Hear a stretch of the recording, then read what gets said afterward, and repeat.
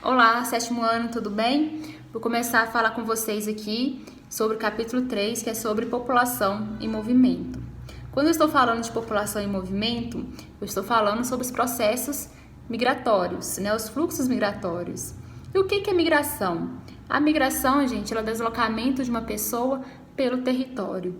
Quando eu me desloco de uma cidade para outra, de um país para o outro, de um estado para o outro, até mesmo de um bairro para o outro, eu estou migrando. Então, migrar é se deslocar de um lugar para o outro. Eu tenho dois tipos de migrações: migrações forçadas e migrações voluntárias. A migração forçada é quando uma pessoa sai de um lugar sem ela querer, né? Ela não quer sair da sua casa, não quer morar em outro lugar, mas devido a alguns problemas como guerra, perseguições religiosas, desastres ambientais, a pessoa é obrigada a sair. Como, por exemplo, por que o Brasil recebe tantos migrantes, né, do Oriente Médio, como a Síria? Porque lá vive em constante guerra.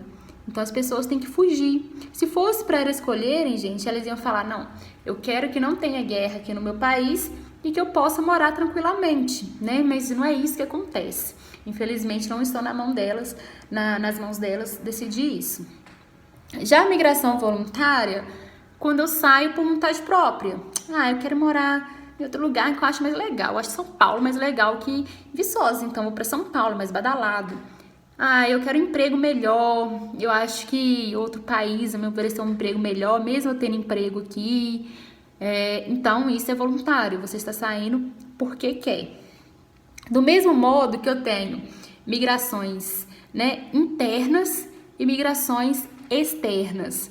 Quando eu estou falando de migrações internas, eu estou falando sobre os fluxos migratórios que eu tenho dentro do país. Por exemplo, quando eu estou falando migrações internas no Brasil, né, eu estou falando de onde as pessoas saem dentro do território brasileiro e para onde elas vão. Agora, quando eu estou falando de migração externa, eu estou falando das migrações das pessoas que saem de um país e vai para outro. Ou seja, qual que é o principal destino dos brasileiros hoje nas migrações externas? Países europeus, Portugal, por exemplo, e Estados Unidos. Então, quando você sai de um país para o outro, é migração externa. Quando você faz um fluxo muda, né, dentro do próprio país, é migração interna.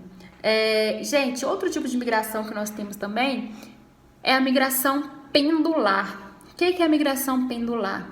É quando você sai da sua casa de manhãzinha, vai para outra cidade, trabalha o dia todo e volta só à noite para dormir na sua casa. Volta só no finalzinho da tarde. Isso vocês conhecem bastante, né? Às vezes vocês conhecem um tio ou uma tia, ou até mesmo os pais de vocês vão trabalhar em outra cidade e volta no fim da tarde, né? Isso é uma migração pendular.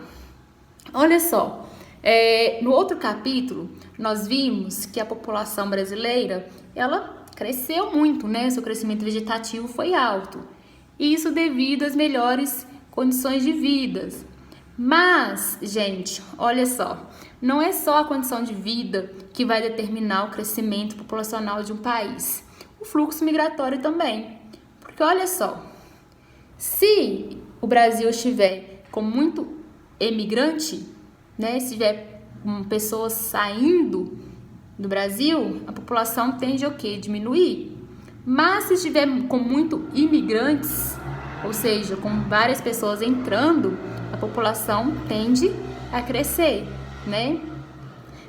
Olha só, nós conseguimos ver se tem muitas pessoas saindo ou muitas pessoas entrando através do saldo migratório, tá? Então, eu vou ter o saldo migratório negativo ou positivo, beleza? Se as pessoas estiverem saindo demais do país, estiverem migrando demais, o saldo migratório ele é negativo. Agora, se eu não estiver com muita emigração, né, e muita imigração, o saldo migratório ele é positivo, tá bom? Por hoje só vou introduzir aqui sobre o que é migração. Na próxima aula a gente continua, tá bom? falando dos processos migratórios que nós tivemos dentro do Brasil, né? Durante o período da formação de estados, como na região sul, que vai atrair várias pessoas, italianos, por exemplo, para o Brasil, para formar a região sul. Nós tivemos também durante a época do plantio de café.